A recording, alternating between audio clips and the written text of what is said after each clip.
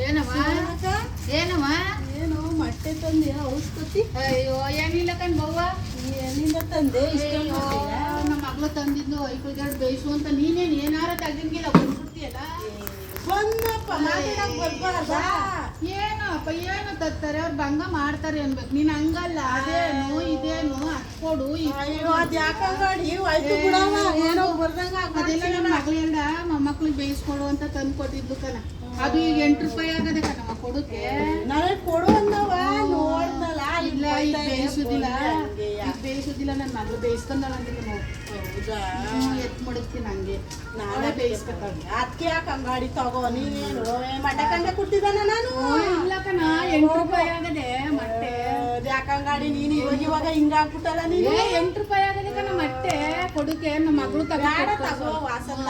ನೀನೇ ಬೇಯಿಸು. ಆಯ್ತು ಬೇಯಿಸೋಗ ತಕೊಂಡು ಒಂದ್ ಕೊಟ್ರೆ ಸಾಕಾಗದೆ ನಿಮ್ಗೆ, ನಿಮ್ ಮಕ್ಕಳಿಗೆ ನಿಂಗೆ ಅಣ್ಣಂಗೆ ಎಲ್ಲ ಒಂದ್ ಕೊಟ್ರೆ ಸಾಕಾಗದೆ. ಏನ್ ಮಾಡಿದ್ದೆ ನಾಷ್ಟನ? ಇದು ವಾಂಗಿಬಾತ್ ಮಾಡಿದ್ದೆ, ವಾಂಗಿಬಾತ್ ಮಾಡಿದ್ದೆ ತಿಂದೆ. ಹುಡುಗರು ಹೋದ್ರೆ ಸ್ಕೂಲ್ಗೆ? ಹೋದ್ರು. ಮಗಳು ಅಳಿಯ ಎಲ್ಗೂ ಮಗಳೆಲ್ಲ ಇನ್ನೇನಕ್ಕ ಸಮಾಚಾರ? ಏನ್ ತಿಂಡಿ ಮಾಡಿದ್ದೆ? ನಾನು ದೋಸೆ ಮಾಡಿದ್ದೆ.